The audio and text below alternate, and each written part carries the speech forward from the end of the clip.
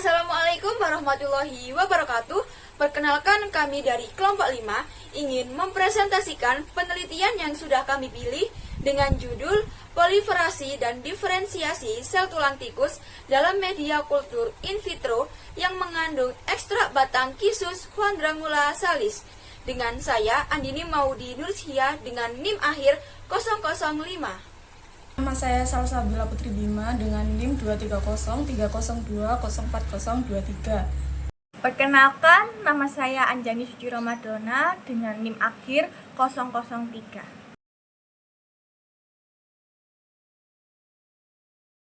Dan saya Nur Aini Dwi Islamia, NIM 23030204038. Latar belakang dari penelitian ini yaitu remodeling tulang berlangsung terus-menerus melalui kerja osteoblas dan osteoklas. Penurunan estrogen terutama pada perempuan menyebabkan berkurangnya massa tulang dan meningkatkannya resiko osteoporosis. Terapi estrogen sintetis memang efektif, tetapi memiliki resiko kanker. Karena itu, fitoestrogen dari tumbuhan menjadi alternatif yang lebih aman. Quiscus quadrangularis diketahui mengandung fitoestrogen dan digunakan secara tradisional untuk membantu penyembuhan patah tulang. Namun, ilmiahnya masih terbatas sehingga diperlakukan penelitian in vitro lebih lanjut. Untuk rumusan masalah pada penelitian ini yaitu yang pertama, apakah ekstrak C. quadrangula dapat meningkatkan proliferasi sel tulang?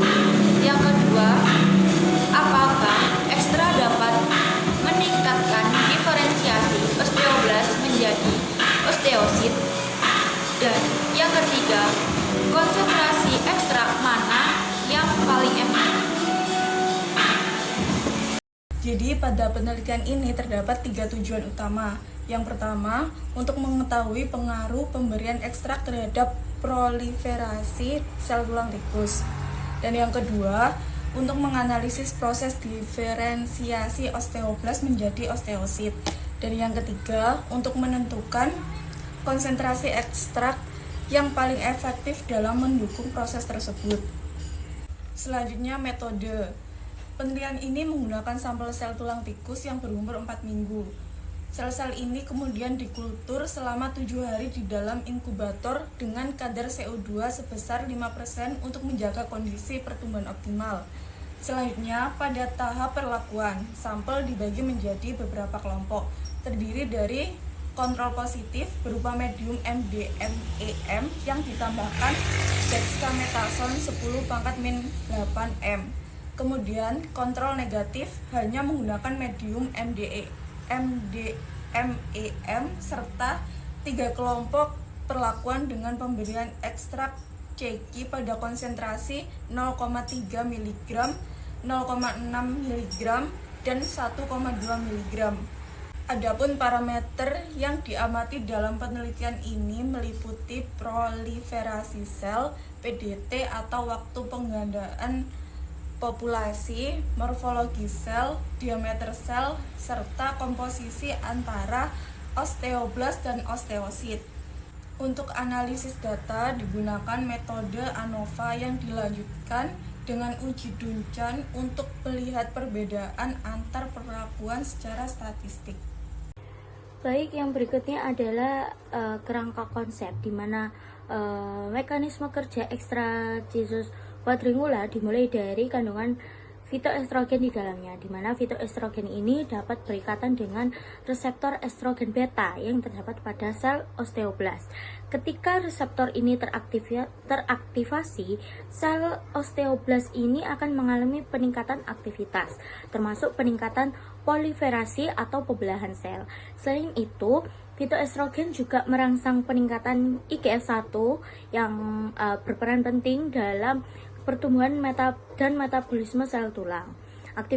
Aktivasi jalur TGF-beta dan TGF-beta kemudian memicu proses diferensiasi, yaitu perubahan osteoblas menjadi osteosit. Secara keseluruhan, Rangkaian proses ini membuat ekstrak Jesus quadringula dapat meningkatkan osteogenesis atau pembentukan tulangnya, sehingga berpotensi untuk meningkatkan kekuatan dan kepadatan tulangnya. Lalu pada tabel 1 dapat kita lihat bahwa semua kelompok perlakuan yang diberikan ekstra Jesus quadringula mengalami peningkatan jumlah sel tulang yang jauh lebih tinggi dibandingkan kontrol negatif. Sebagai contoh, kontrol negatif hanya menghasilkan sekitar 13,33 dikali 10 pangkat 4 sel, sedangkan perlakuan CQ 0,3 mg per mililiter menghasilkan 31,33 dikali 10,4 sel, yaitu lebih dari 2 kali lipat jumlah sel kontrolnya. Konsentrasi 0,3 mg per mililiter bahkan menunjukkan jumlah sel tertingginya. Hal yang sama terlihat pada nilai population doubling time atau PDT. Kontrol negatif memiliki PDT paling lama yaitu 3,57 hari. Artinya sel membelah lebih lambat, sehingga semua perlakuan ekstra mempunyai PDT yang lebih cepat, berada di kisaran 2,18 sampai 2,55 hari. Dari pola ini dapat dari pola itu dapat disimpulkan bahwa ekstra Jesus quadringula mampu mempercepat proliferasi sel tulang dan membuat sel lebih cepat mengalami penggandaan jumlah. Saya akan menjelaskan pada slide ini. Kita dapat melihat hasil penelitian mengenai pengaruh ekstrak Jesus quadralis terhadap diameter osteoblast dan osteosit.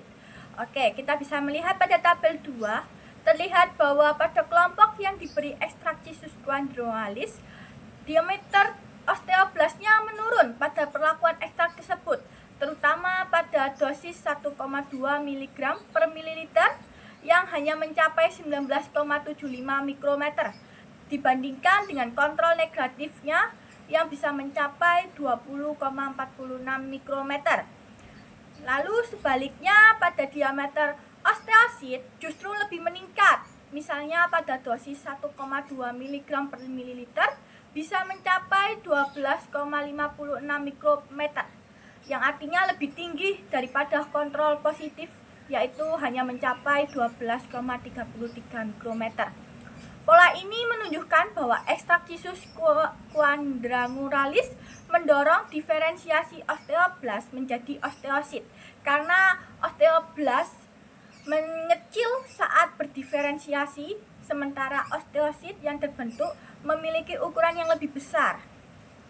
Baik, selanjutnya kita beralih ke tabel nomor 3 yang menampilkan presentasi osteoblast dan osteosit pada berbagai konsentrasi ekstrak. Dari tabel ini kita dapat melihat bahwa konsentrasi 0,6 mg per mililiter memberikan hasil yang paling menonjol, yaitu pada konsentrasi 0,6 mg per mililiter memberikan hasil yang paling optimal, yaitu bisa mencapai persentase osteosit meningkat menjadi 37,09%, yaitu persentase tertinggi di antara semua perlakuan. Sementara persentase osteoblast menurun menjadi 62,90%.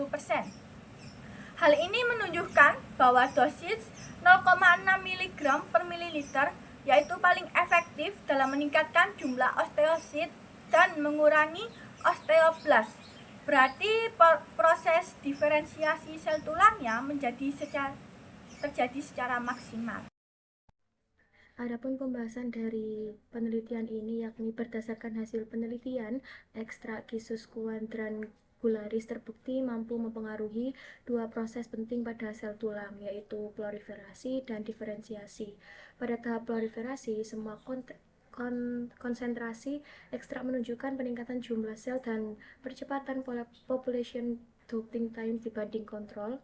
Hal ini mengindikasikan bahwa kandungan fitoestrogen dalam ekstrak mampu berikatan dengan reseptor estrogen pada osteoblast sehingga memicu aktivitas pembelahan sel. Pada tahap diferensiasi terjadi perubahan diameter sel yang menunjukkan transisi osteoblast menjadi osteosit. Hal ini diperkuat oleh komposisi sel di mana konsentrasi 0,6 mg per mili menghasilkan proporsi osteosit paling tinggi. Nah, temuan ini secara keseluruhan mampu menunjukkan bahwa ekstraksi quadrangularis memiliki potensi signifikan sebagai agen pembentukan tulang, baik melalui peningkatan proliferasi maupun pematangan sel. Next slide. Nah, sehingga dapat ditarik kesimpulan bahwa dari penelitian tersebut dapat disimpulkan bahwa ekstrakisus quadrangularis mampu meningkatkan proliferasi tulang tikus dan secara bersamaan menstimulasi diferensiasi osteoblas menjadi osteosit. Di antara seluruh perlakuan, konsentrasi 0,6 mg per mili terbukti menjadi dosis yang paling efektif dalam memicu proses diferensiasi. Hasil ini menunjukkan bahwa ekstrak tanaman ini berpotensi besar digunakan sebagai agen pendukung pembentukan tulang. Next slide.